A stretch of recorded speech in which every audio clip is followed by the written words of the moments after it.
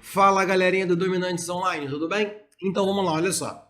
Mais uma aulinha de funções inorgânicas e agora a gente entra em óxidos. Veja bem, óxidos é um conjunto muito grande, então a gente vai trabalhar isso em algumas partes. Na verdade, em 3 grandes partes, tá? Bom, vamos lá. Primeiro, quando a gente fala o que é um óxido, a gente tem que entrar na definição. São compostos binários. Vamos lá. O que é um composto binário? Formado por 2 elementos. Tá? No texto fica até mais fácil a gente entender, né?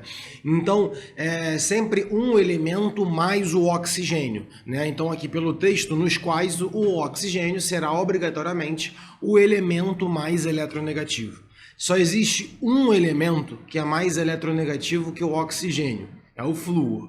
Então, caso o oxigênio esteja ligado com um flúor, não será um óxido. Fora isso, qualquer elemento mais o oxigênio, a gente classifica como um óxido, se só tiver aquele elemento e o oxigênio. Então, nessa ligação do elemento mais o oxigênio é o cara negativo, né? É a espécie que irá ficar negativa.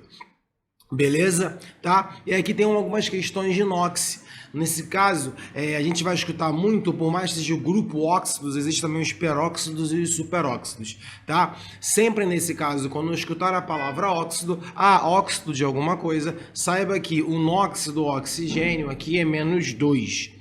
Caso a gente vai ver mais à frente, existem também os peróxidos. Estão dentro da classificação de óxidos, mas é um grupo especial. Nesse caso, os peróxidos, né, não é -2 para cada oxigênio, em sim 2 oxigênios juntos vão ter um NOx -2.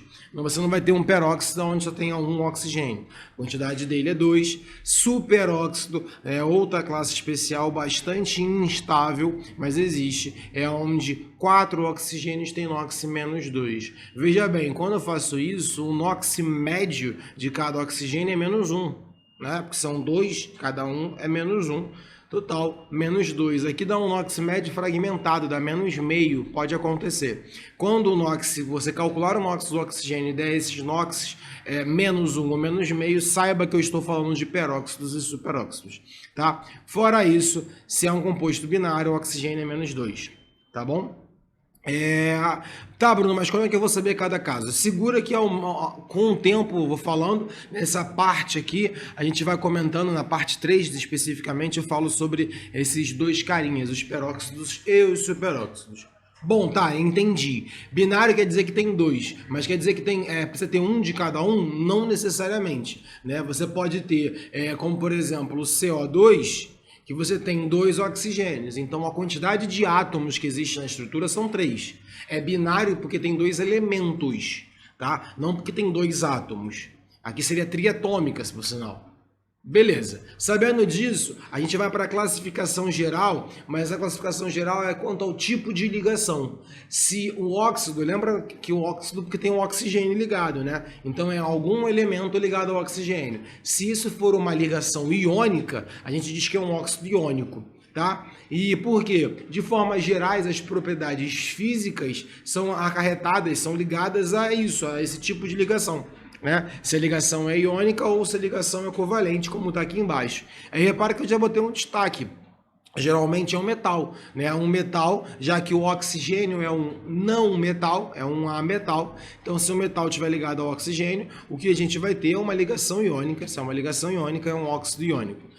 Óxido molecular é formado por ligação covalente, é porque é um não metal. Não metal, eu estou classificando os ametais e eu estou classificando também o hidrogênio, tá bom? O hidrogênio ligado ao oxigênio é ligação covalente, ele não é um metal, por isso eu botei não metal. Por mais que não metal também simbolize ametais, tá? Eu estou aqui destacando os ametais e o hidrogênio nessa historinha aqui. Tá, Bruno, mas para que eu quero saber se um óxido é iônico ou molecular? Isso vai acarretar nas propriedades físicas, porque se a ligação iônica é mais forte, você terá um composto sólido, enquanto o óxido molecular provavelmente é gasoso.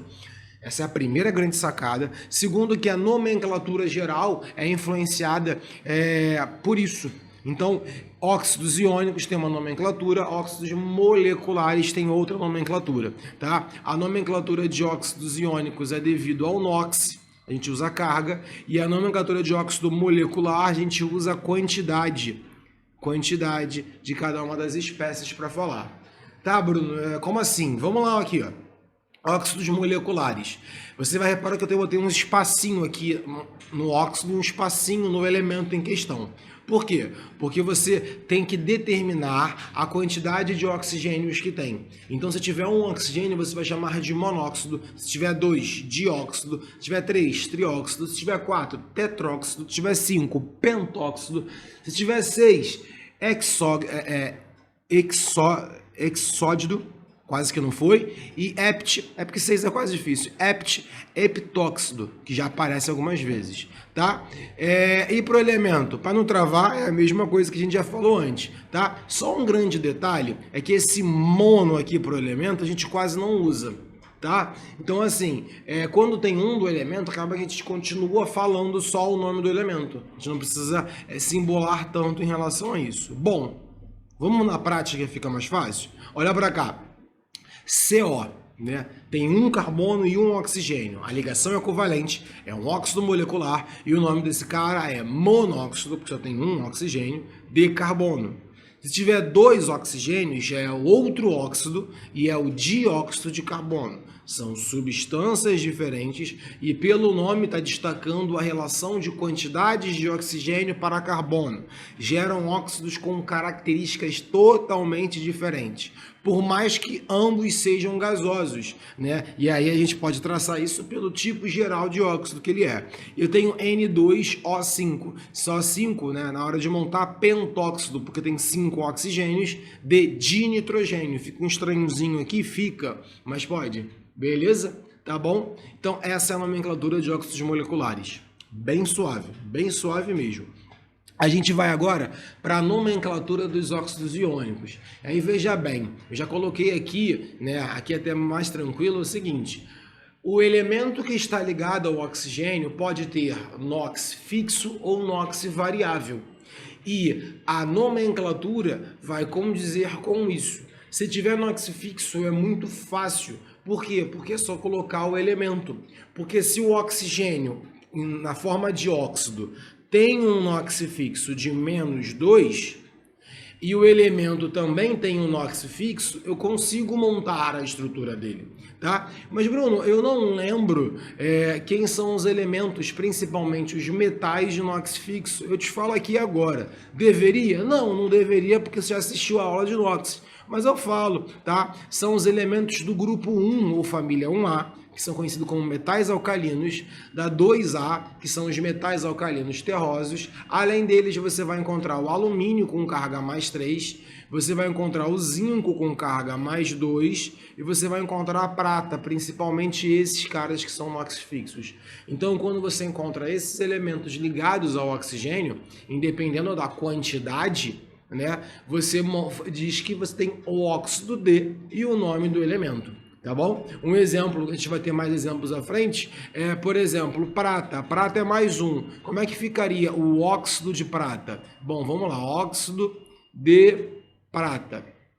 Como é que eu montaria esse composto? Fácil, olha só.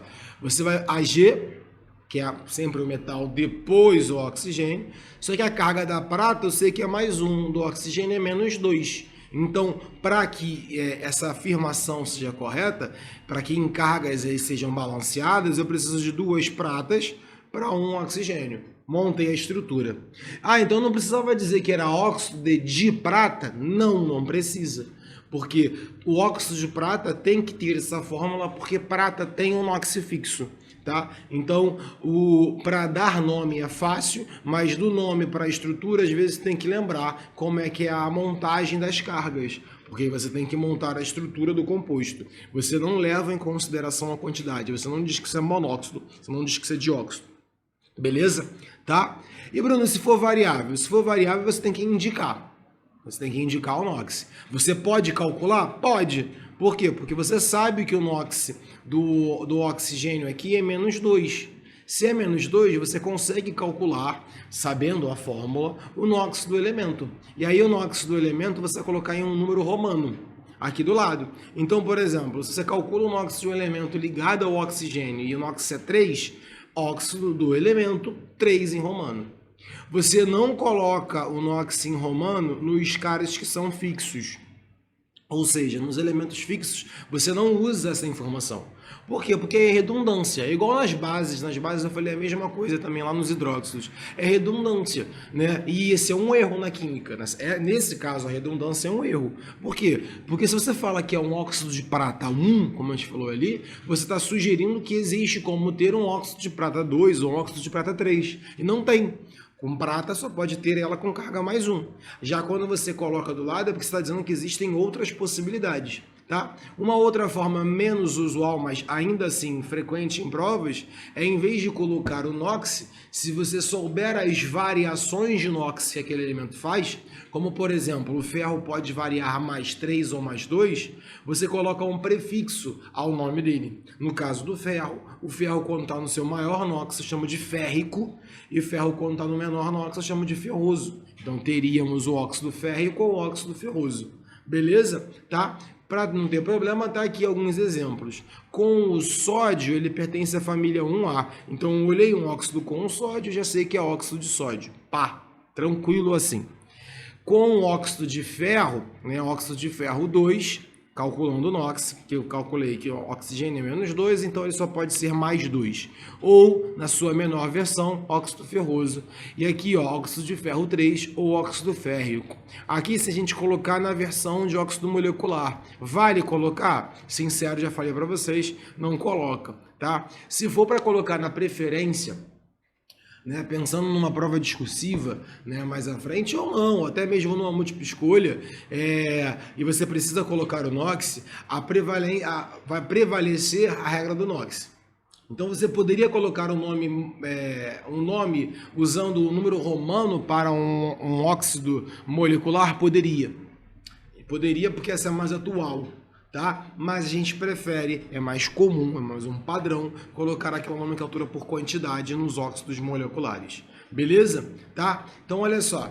Isso aqui, eu só estou começando agora e a gente vai terminar isso na próxima aula. Tá? Na parte 1 começa a falar. Quando eu falo de óxidos hoje, né, quer dizer, nessa aula você assistiu eu falando sobre qual é a definição e sobre uma classificação bem crua entre óxidos iônicos e óxidos moleculares. Só que o conjunto de substâncias que podem ser classificadas como óxidos é um conjunto muito grande. A gente divide, tá? em alguns grupos por propriedades químicas. Na verdade, por 3 reações em específicos. Né?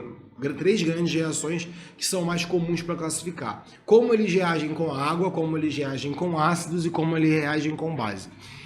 A gente vai trabalhar muito isso e a gente classifica em 7 grandes grupos, lembrando que os 2 últimos estão aqui, ó, os peróxidos e os superóxidos. Bom, você vai assistir isso nas próximas aulas, onde a gente vai começar a trabalhar isso, além de uma nomenclatura especial para alguns tipos de óxidos. Então, por hoje é só, a gente fechou esse bloquinho na parte 1, espero você na parte 2 dessa aula, tá? Para a gente continuar a falar de óxidos, agora trabalhando mais as propriedades químicas dos óxidos. Beleza? Fui, até a próxima!